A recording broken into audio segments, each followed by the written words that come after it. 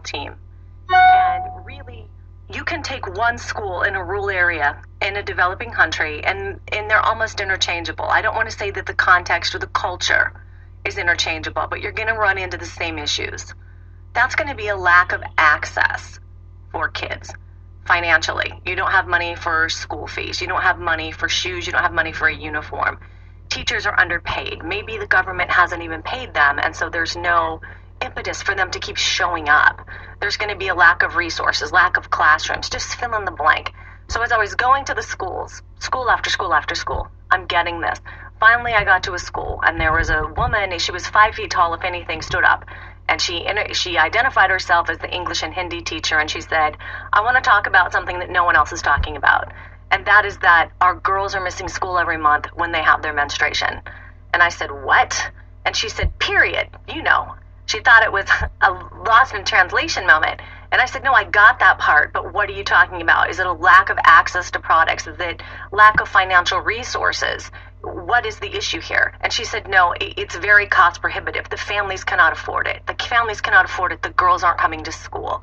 And I said, well, how much would it cost? Like, what does a package of sanitary pads cost in this area? And she said, 20 rupees. It's very expensive. And I did the math in my head.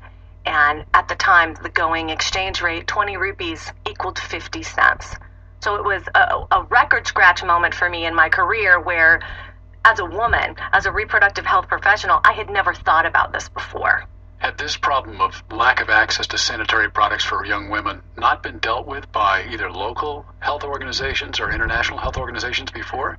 In many cultures, this issue is still very taboo. It's one of those, 10 words that you're not even allowed to say in public, let alone your period or your space as a woman is not it's not afforded a lot of social space in a traditional patriarchal culture.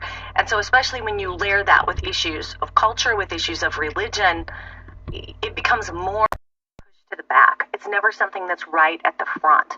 And especially when you have institutions, let's say NGO institutions, non-government organizations, international development organizations, and then local school, local ministry infrastructures that are headed by men. What have women and girls used instead of sanitary napkins or tampons?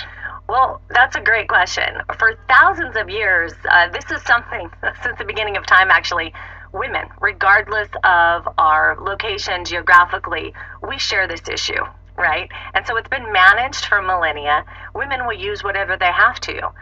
There was a group I lived with in northern Kenya, a people group called the Turkana, and when the women would bleed every month, they would sit either in their hut and bleed into the sand, or they had a special goat skin that they would bleed on. Similarly, in parts of India, I've heard women tell me stories that they've used everything from pieces of old sari that they've put ashes into, wrapped it up, banana leaves, rice husks, you name it, it's been used. And it's kind of a mind blower to think about that we didn't even have Tampax in this country until the 1940s. And during that time, a woman's social class could be measured by what she used to manage her menstruation. And it's very much the same way now in many of the countries where 50 cents period is engaged. Well, women's approach to menstruation obviously is not universal. There are cultural differences, of course. How does your organization deal with that, the local customs, without offending local sensibilities, so to speak? You have to start where the people are and meet them at their level. We don't adopt a one-size-fits-all solution. We believe that the people with whom we're working have their own solutions and their own ideas about how to get there. The number one thing, and it's almost counterintuitive when we say this to people, is that you have to engage men on these issues first.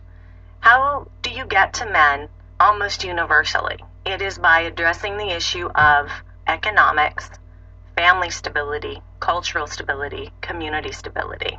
For example, if we are going in and we have gone in and done a survey first, we've talked to the women, we've talked to the girls in a given school, in a given village, who surround a given local clinic.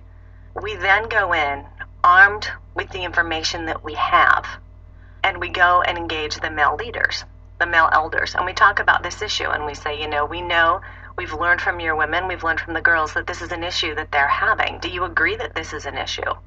And they'll say, well, yes, I know that. Last year Interestingly, there was a man I was talking with in Uganda, and he said, well, I've been married for 40 years. I know that my wife bleeds once a month.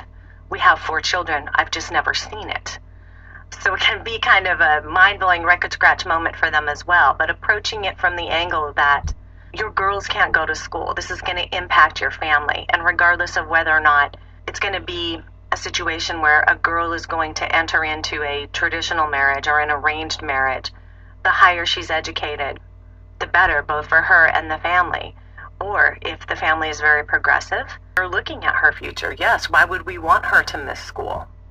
Have you found that the assistance you're providing to some of these locations, some of these groups of people, is seen as a threat in a male-dominated society?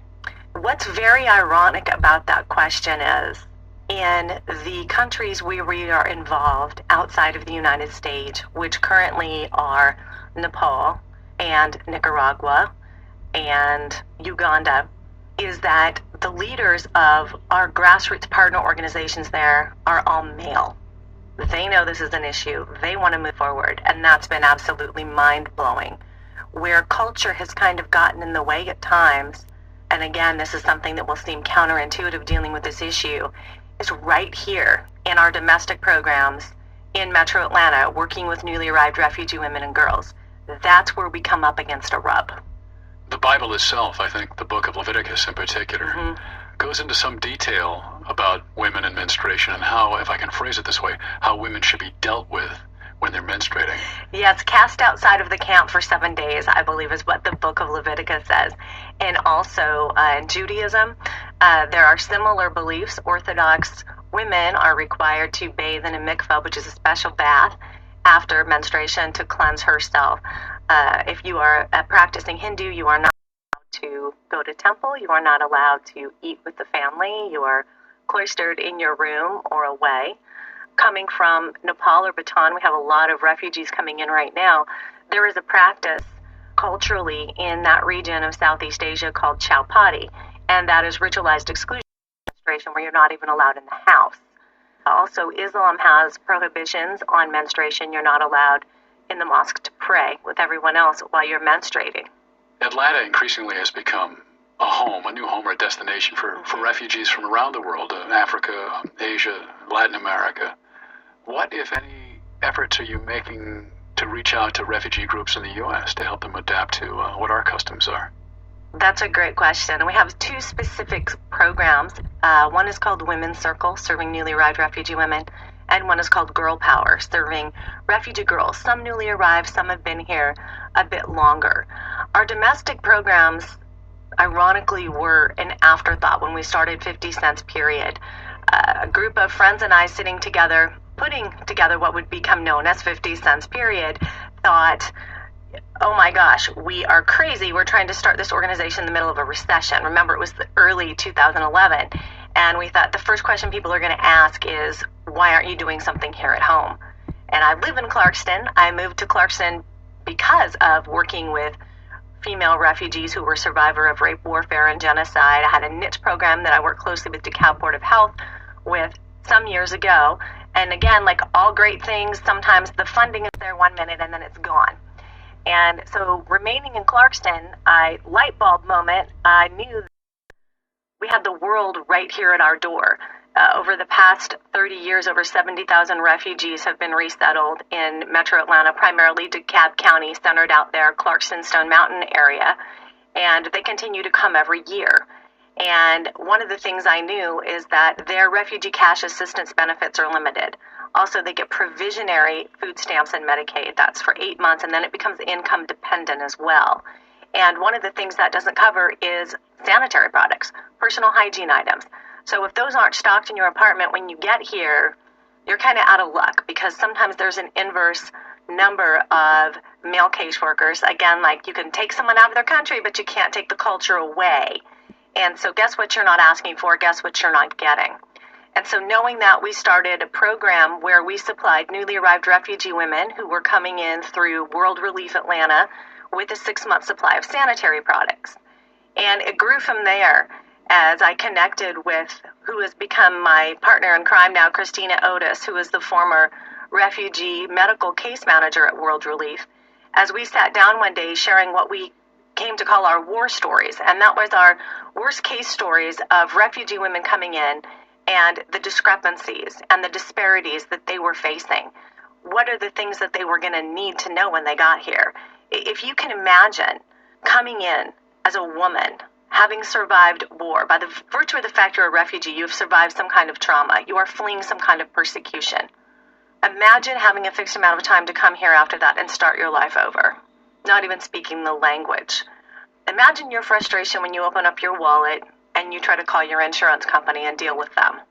Or you try to go to the doctor and explain what's going on with you. Then imagine trying to do that in another language. That's the reality for the refugee women. And so out of that was birthed a wonderful team of nurses, OBGYNs, health educators who came together and designed this program called the Women's Circle, which we hold every month at World Relief and International Rescue Committee, where we bring together refugee women grouped by language group, and we have a whole day for them where we start out with the basics. Imagine if you had had 4 children, but yet you had never been to the OBGYN and you never got to see that handy poster on the wall to know what you look like on the inside. Number one question we get, why does it hurt every month when I bleed? You launch into your tirade about, well, your ovary releases an egg, and then you get the question, what's an ovary? What about corporate support? Have you been able to reach out to, well, the manufacturers of sanitary products like Kimberly-Clark or Procter & Gamble? We have had an amazing start, and I would say start to conversations with Kimberly-Clark and Procter & Gamble. However, we've hit juggernauts with those. Kimberly-Clark last year gave us a small amount of donations that we were able to use in our Girl Power programs, and one of their representatives attended our annual gala called the Big Red Ball. Since then, we've kind of batted emails back and forth, but it's never really gone anywhere. And the same is true with Procter & Gamble. Ironically, many of the women where we work in East Africa, Procter & Gamble has their products there, and they are the preferred products of women. And we've tried to pitch that to Procter & Gamble. Procter & Gamble did generously send us a shipment of products that went right out to newly arrived refugee women last fall. And again, we're still doing that email banter back and forth. What's on the horizon for 50centsperiod.org? You're making headway into your original intent. What do you see the organization say in 5 years? In 5 years, it's our dream to have a center established in Clarkston for refugee women and girls. We'd like to call it the Clarkston Women's Resource Center. And that would be a drop-in center every day for refugee women coming and looking for assistance. We have an increasing number of women coming who are survivors of rape warfare. We are going to get more this year coming out of Syria, coming out of Central African Republic, coming out of DRC. And we want to have basically a holistic center where we have a permanent home for our women's circle classes and girl power programs, where we have drop-in counseling and set support groups for the women, and a small office for an OBGYN. Aside from that, we are tailoring our international programs where we are doing more consulting-based things. For example, in February, so that's just next month, I'll be going to Liberia for a few weeks, working with an organization doing site assessments, going into 5 different schools where they're working, doing assessments to figure out what their sanitation infrastructure is, what it's going to need to support a comprehensive program of menstrual hygiene management, writing the recommendations for that, helping them implement it, and then helping them author a reproductive health curriculum. So how can people get involved? If they want more information, what's the best way?